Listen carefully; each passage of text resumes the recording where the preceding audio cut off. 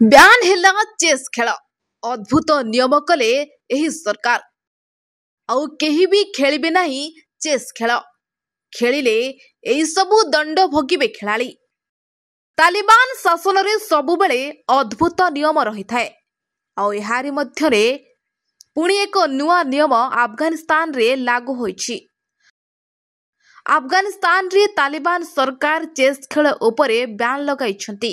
ଏହି ଖେଳ ଜୁଆ ଖେଳର ମାଧ୍ୟମ ସାଜିଛି ବୋଲି ଭୟ କରୁଛନ୍ତି ତାଲିବାନ ସରକାର। ତେବେ ସୂଚନା ମୁତାବକ ଚେସ୍ ଖେଳ ଅନିର୍ଦ୍ଦିଷ୍ଟ କାଳ ପାଇଁ ବ୍ୟାନ୍ କରାଯାଇଛି। ଇସଲାମ ଆଇନ ଅନୁଯାୟୀ ଏହା ଠିକ୍ କିମ୍ବା ନୁହେଁ ପ୍ରଥମେ ଯାଞ୍ଚ କରାଯିବ। ଏହା ଆଧାରରେ ଚେସ୍ ଖେଳ ଉପରେ ବ୍ୟାନ୍ ହଟାଯିବ। ତେବେ ଆଫଗାନିସ୍ତାନରେ ଚେସ୍ ଖେଳ ପ୍ରଥମ ନୁହେଁ ଯାହା ଉପରେ ବ୍ୟାନ୍ ଲାଗିଛି। ସେଠାରେ ସବୁଠାରୁ ଖରାପ ଅବସ୍ଥାରେ ମହିଳାଙ୍କର ରହିଛି। ମହିଳାମାନଙ୍କୁ କୌଣସି ପ୍ରକାରର ଖେଳରେ ଭାଗ ନେବାର ଅନୁମତି ନାହିଁ।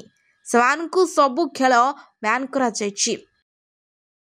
ତାଲିବାନ ସରକାର 2021ରେ ଶାସନ କରିବା ପରେ ଲଗାତାର ବିଭିନ୍ନ ପ୍ରକାରର ଅଜବ ନିୟମ କରୁଛି।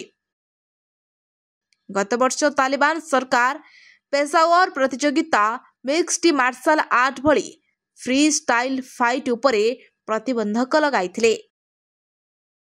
Bureau report, SGTV Odia.